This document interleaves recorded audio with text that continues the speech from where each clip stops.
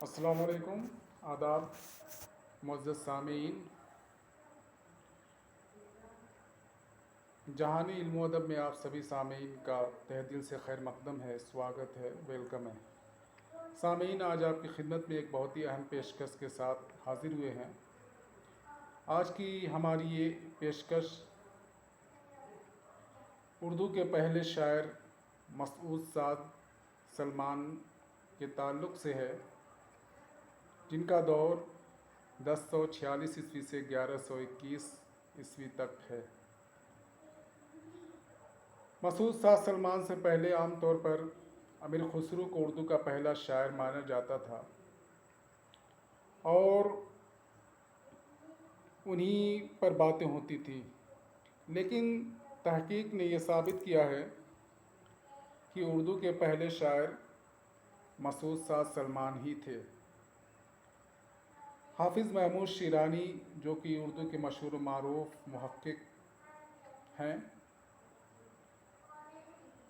पंजाब में उर्दू उनकी मशहूर और मारकतुल आरा किताब है। ये भी उनकी तहकीकी तसनीफ़ है। इन्होंने अपनी तहकीक से ये साबित किया है कि उर्दू के पहले शायर मसूद साद सलमान ही थे और इन्होंने इस पे बाकायदा मकाला भी लिखा है। इस मकाले को पढ़ने के बाद ये बात रोज़ रोशन की तरह यहाँ हो जाती है कि उर्दू का पहला शायर मसूद साद सलमान ही था। इसके अलावा तूते हिंद अमीर खुसरो ने ख़ुद अपने फ़ारसी दीवान गुर्रतुल कमाल, जिसका सन तसनीफ़ 1294 ईस्वी है, कि दिबाचे में इस बात का एतराफ़ किया है कि उर्दू के पहले शायर मसूद साद सलमान ही थे। मसूद साद सलमान के बाद काबिल ज़िक्र और अहम शायर तूतिए हिंद अमीर खुसरो ही हैं और इन दोनों के दरमियान 200 साल का वक्फ़ा है।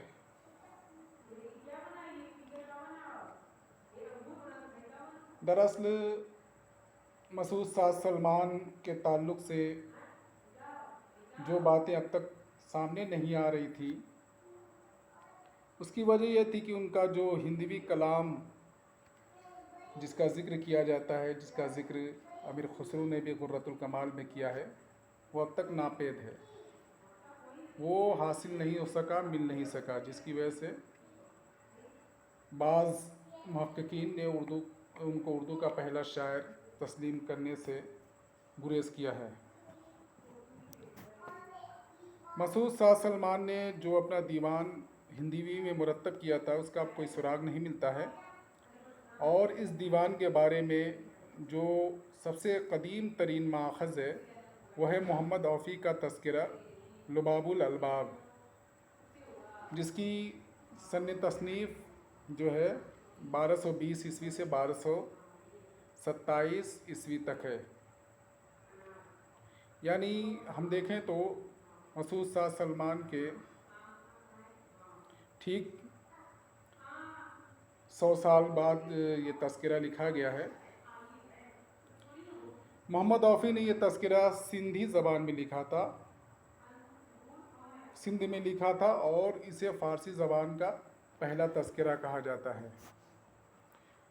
औफ़ी ने लिखा था कि अगरचे इसकी पैदाइश, यानी मसूद साद सलमान के बारे में लिख रहे हैं कि अगरचे इसकी पैदाइश हमदान की थी, लेकिन चूँकि इसके कलाम की कसरत इल्म फ़न बलाद मशरिक़ में फली फूली और बरगोबार लाई और इसे हमेशा इन्हीं इलाक़ों का शायर माना गया है, इसलिए इसका तर्जुमा इस जगह दर्ज होता है।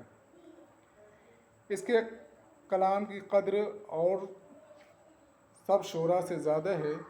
इसके 3 दीवान हैं, एक अरबी, दूसरा फ़ारसी और तीसरा हिंदी, और जो कुछ इसके कलाम से देखा गया उस्तादाना और दिले खुशकुन था। ये मोहम्मद औफ़ी ने अपने तज़किरा लुबाबुल अलबाब में मसूद साद सलमान के ताल्लुक़ से लिखा है। चूँकि हिंदुस्तान में क़ुरून वस्ता में लफ्ज़ हिंदी कभी कभी इस तरह इस्तेमाल हुई कि इससे कोई ज़बान मुराद ले ली जाए। अल-बैरूनी ने अपनी किताब तहकीकुल हिंद या किताबुल हिंद में इसे संस्कृत के माने में इस्तेमाल किया है। इसलिए ये सवाल उठता है कि क्या मसूद शाह सलमान का जो हिंदी दीवान है उसकी असली ज़बान क्या थी? क्या वो पंजाबी हो सकती है या उर्दू थी उस ज़माने के लिहाज से? अगर हम बात करें अमीर खुसरो की, तो अमीर खुसरो ने भी मसूद शाह सलमान के बारे में बहुत ज़्यादा तो नहीं लिखा, लेकिन उसका ज़िक्र गुर्रतुल कमाल में किया है। और गुर्रतुल कमाल में उन्होंने अपनी शायरी, उसके दिबाचे में अपनी शायरी के ताल्लुक़ से लिखा है, अपनी मदह की है, या अपनी कह सकते हैं कि तारीफ़ खुद उन्होंने की है। अपनी शायरी के बारे में लिखते हैं कि अलगरज़ ये बात बिल्कुल फ़जूल है कि मैं अपना दिल फ़ारसी, तुर्की और अरबी के नगमों पर मायर करूं और इसे इस तरह खुश करूं। मैं चूँकि हिंदुस्तानी हूँ, इसलिए बेहतर यही है कि मैं अपने ही मकाम से गुफ्तगू करूं। इस ममलकत के हर नवाह में उनकी अपनी एक मखसूस ज़बानें हैं, और वो आरियत की भी नहीं है, बल्कि वो यहीं की हैं। सिंधी, लाहौरी, कश्मीरी, कुबर, धोर समुंदरी, तेलंगी और गुजर, माबरी और गोरी और बंगाल और अवध, इसी तरह दिल्ली और इसके क़ुर्ब जवार की ज़बान भी अपनी सरहद के अंदर है। यह सब हिंदवी ज़बानें हैं कि अय्याम कोहन से आम तौर पर हर तरह की बातचीत और कलाम के लिए मुस्तअमल हैं।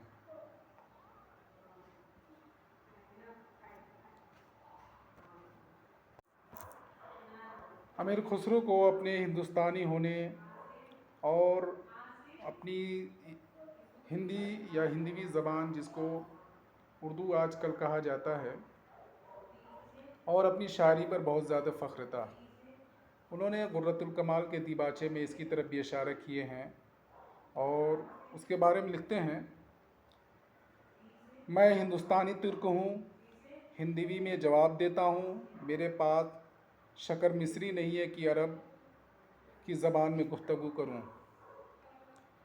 नज़्म हिंदवी के चंद जुज़्व नज़रे दोस्तां किए जा चुके हैं, यहाँ इसके ज़िक्र पर बस करता हूँ और मिसाल पर निगाह नहीं रखता, क्योंकि फ़ारसी लतीफ़ में हिंदवी अल्फाज लाना चंदा लुत्फ़ नहीं रखता, मगर ज़रूरत जहाँ ज़रूरत थी वहाँ लाए गए। मैं जो सच पूछो तो तूतिए हिंद हूँ, यानी अमीर खुसरो ने खुद को ही तूतिए हिंद कहा है, खुद ही अपने आप को तूतिए हिंद कहा है, और उसके बाद से लोग उन्हें तूतिए हिंद कहने लगे। मुझसे हिंदवी का पूछो तो मैं नब्ज़ गोई करूं। 3 दवावीन की तरतीब का ज़िक्र यूँ है, अब से पहले बादशाहाने सुखन में कोई ऐसा न था जिसके 3 दीवान हों, सिवा मेरे कि खुसरो ममालिक कलाम हों। मसूद शाह सलमान के 3 दीवान हैं। अब वो मसूद शाह सलमान का ज़िक्र कर रहे हैं और बता रहे हैं कि उनके 3 दीवान हैं, लेकिन वो 3 इबारतों में हैं, यानी 3 ज़बानों में हैं। पहला है अरबी, दूसरा फ़ारसी और तीसरा हिंदवी। खुसरो की इन बातों से ये बात साबित हो जाती है कि मसूद शाह सलमान का एक हिंदी दीवान भी था, यानी हिंदवी दीवान भी था, जिसको आजकल उर्दू कहा जाता है। उस ज़माने में चूँकि उर्दू के लिए हिंदी, हिंदवी वगैरह अल्फाज इस्तेमाल किए जाते थे, उर्दू का नाम बहुत बाद में उर्दू नाम पड़ा। एक बात और ज़ाहिर होती है अमीर खुसरो की बातों से कि उन्होंने मसूद शाह सलमान का ये हिंदवी कलाम देखा था, और उन्होंने अपने और खुसरो दोनों के कलाम के लिए लफ्ज़ हिंदवी इस्तेमाल किया है, चूँकि दोनों को की ज़बान एक ही थी। अब सवाल ये उठता है कि मसूद शाह सलमान और अमीर खुसरो का जो हिंदवी कलाम था वो फिर महफूज क्यों नहीं रहा। इसका जवाब ये दिया जा रहा है या दिया जा सकता है कि अमीर खुसरो ने जो अपना हिंदवी कलाम मुरतब किया था वो तफन्नुन तबा के लिए था और बहुत कम था। ख़ुद अमीर खुसरो ने उसे उतनी अहमियत नहीं दी थी, इस वजह से उनका ये कलाम महफूज नहीं रह सका। और चूँकि उस ज़माने में अभी तक हिंदवी को अदबी हैसियत हासिल या अहमियत हासिल नहीं हुई थी और अदबी हलक़ों में लोग उसे ज़्यादा तवज्जो या ज़्यादा अहमियत की नज़र से नहीं देखते थे, लोग उसमें दिलचस्पी नहीं लेते थे, इसलिए अमीर खुसरो ने भी उसको उतनी अहमियत नहीं दी। और यही सबब हम मसूद शाह सलमान के हिंदी दीवान के ज़ाय होने की भी बयान कर सकते हैं कि उनका भी जो कलाम था या उनका भी जो हिंदवी का दीवान था वो इस वजह से ज़ाय हो गया, ये महफूज नहीं रहा कि उस ज़माने में हिंदवी की उस तरह से कोई अदबी हैसियत अभी तस्लीम नहीं हुई थी। और अगर हम इसका हजम देखें, ये देखें कि वो उसमें कितनी गज़लें थी या कितनी उसकी मोटाई थी, कितने सफ़हात थे, तो तहकीक से ये मालूम होता है कि वो बहुत कम थे।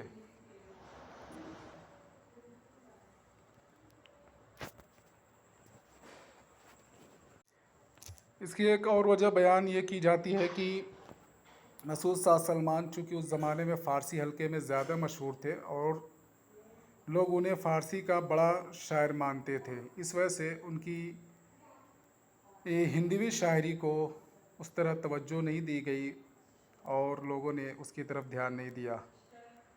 मशहूर शायर और सूफ़ी हकीम मुजद्दिदुद्दीन सनाई ने मसूद शाह सलमान का हिंदवी कलाम जमा करके जब उनकी खिदमत में पेश किया तो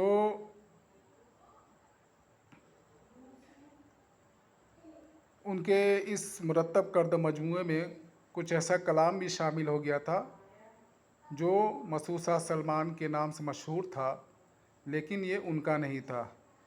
तो इस पर मसूद साद ने बहुत ज़्यादा नाराज़गी ज़ाहिर की और फिर उस पर उन्होंने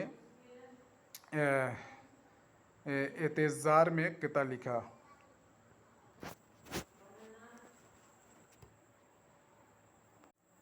एक सवाल ये उठता है कि आखिर मसूद शाह सलमान ने जब कि उस ज़माने में हिंदी या हिंदवी को अहमियत हासिल नहीं थी तो क्यों उस ज़बान में शायरी की या अपना कलाम मुरतब किया, जबकि फ़ारसी और अरबी को उस वक्त ज़्यादा अहमियत हासिल थी।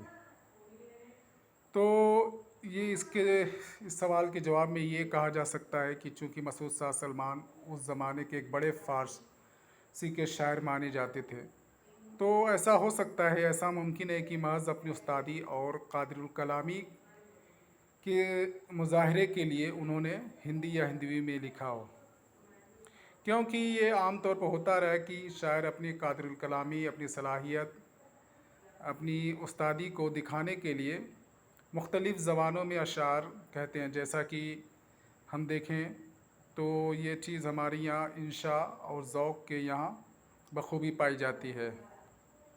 इसी तरह मसूद ने अरबी में इसी मकसद से लिखा होगा कि जिससे उनकी क़ादिरुल कलामी का पता चले और एक वो अरबी शायर की हैसियत से भी शोहरत हासिल कर सके।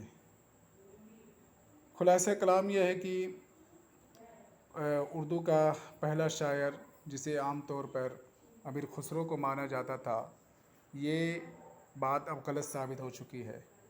मोहम्मद हुसैन आज़ाद ने अपनी तसनीफ़ आफ़ हयात, जिसका सन तसनीफ़ 1880 ईस्वी है, उसमें वली को उर्दू शायरी का बाबा आदम करार दिया है। यानी उर्दू शायरी की इब्तिदा वो वली दखनी से करते हैं हालांकि वली दक्नी का ज़माना और मसूद साद सलमान के ज़माने में तकरीबन 700 बरसों का फ़र्क है। तो इस 700 बरसों में उर्दू शायरी बड़े तजर्बे और बड़े इर्तिका और मुख्तलिफ़ तब्दीलियों से गुज़रती हुई आगे बढ़ी और तरक्की की मेराज को पहुँची। तो आज की गुफ्तगू बस इतनी ही, फिर आइंदा मिलेंगे। शुक्रिया। उम्मीद है कि हमारी ये पेशकश आपको बेहद पसंद आई होगी।